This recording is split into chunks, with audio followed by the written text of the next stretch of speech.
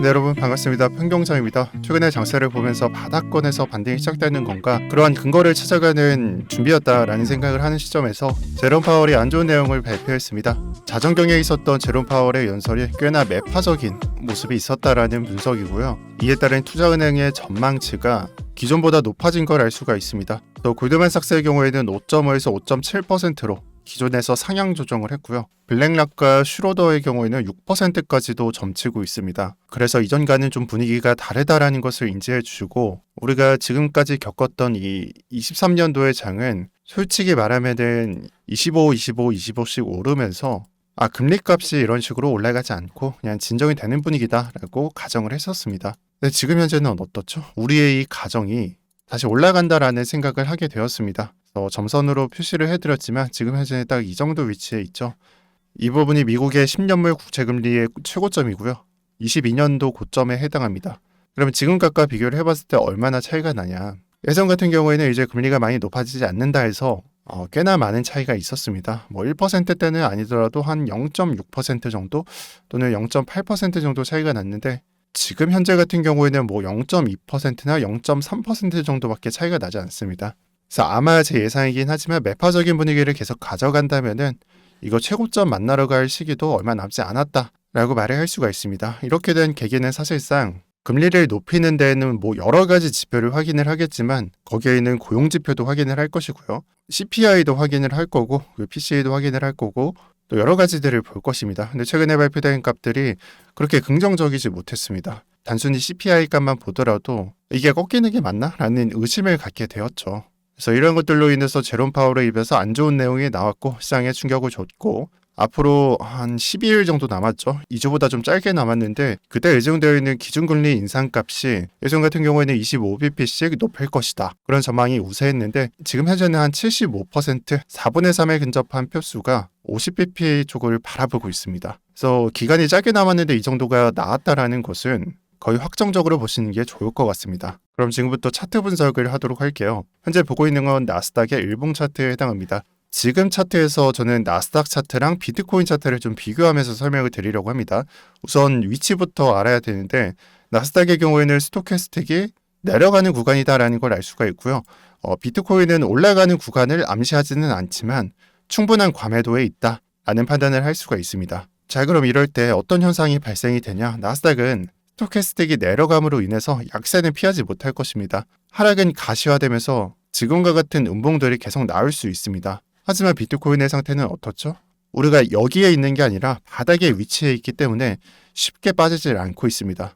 오늘자 있었던 비트코인 1조 물량의 자금 이체, 또 바이낸스의 퍼드, 사실상 이런 것들이 과매수에 터져 나갔더라면은 이거는 이런 음봉으로 표출이 안 되고 이런 음봉이 꽂혔을 거예요.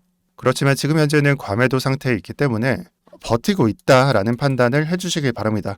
그리고 제가 이 미래를 예측을 할 때 제가 예상을 하는 시점이 나스닥이 내려가고 페이지를 나누면 한 첫 번째, 두 번째, 세 번째라고 나눠볼게요. 제가 봤을 때는 이게 첫 번째거나 아니면 첫 번째나 두 번째가 진행 중이다. 짧으면 페이지 1인가 페이지 2가 같이 나오는 거고 짧게 이런 식으로 줬다가 반등이 나오니까요. 하지만 세 번째, 이 턴을 돌리기에는 아직 좀 멀었다라는 판단을 하는데요. 제가 봤을 때 스토캐스틱이 내려가다가 꺾이는 시점 있죠. 그 시점에는 찔끔 내려줄 것이다 라고 저는 보고 있어요. 그래서 제가 봤을 때는 이 시점은 버티는 게 맞고 여기서는 찔끔 내려간다 라고 저는 생각을 합니다.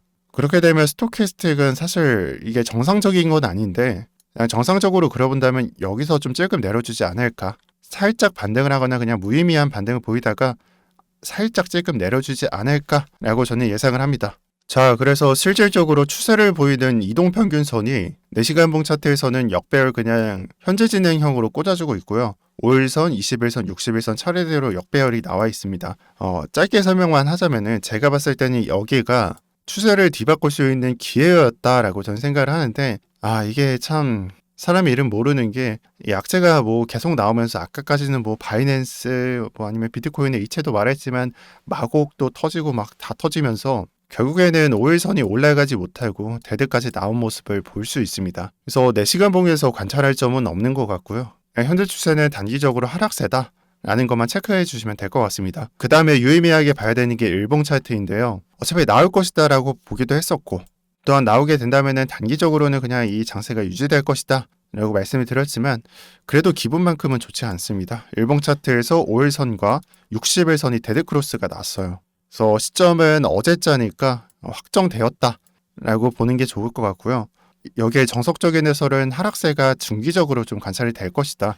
일봉 차트의 5일선과 60일선이니까 중기적으로 보는 게 낫다라고 저는 생각을 합니다. 그러면은 하락 방향성을 그냥 그려보면은 제가 대충 봤을 때는 이 선이 뭐 특정 구간에서는 버티는 구간이 나올 것이고 그 다음에 반등하는 구간이 있을 거 아닙니까? 근데 그 구간이 제가 봤을 때는 일봉 차트에서는 중간쯤에 60일선이 걸리고 그 이후부터 내려갈 것이니까 관점상으로는 21선 골든크로스 먼저 선행되고 그 다음에 여기서 좀 횡보하는 구간을 갔다가 차례대로 골든을 만들어주고 3월 말 전부터 상승이 출발하지 않을까라고 저는 예상을 하는데요. 이 시점에서 좀 약간 잘못되거나 아니면은 좀 이슈가 반영이 안 됐다라고 하는 점은 3월 20일경에 예정되어 있는 FOMC 일정이 좀 혼란을 가질 것이다. 그러니까 변동성이 좀 나올 것이다 라고, 그러니까 단기적으로는 좀 혼란을 야기할 것이다 라고 저는 말씀드릴게요. 제가 방금 말씀드리면서 조사를 해봤는데 3월 20일이 아닌 다다음 주 목요일 새벽, 그러니까 수요일 자정을 넘어가는 목요일 새벽에 예정되어 있다라고 보는 게 맞는 것 같습니다.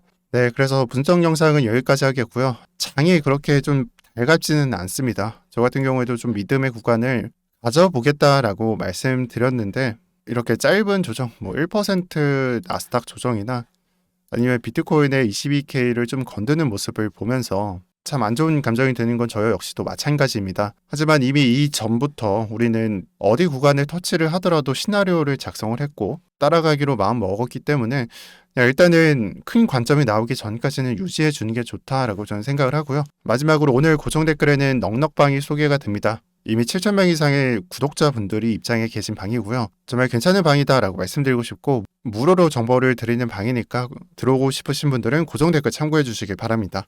오늘도 평경장이었습니다. 시청해 주셔서 감사합니다.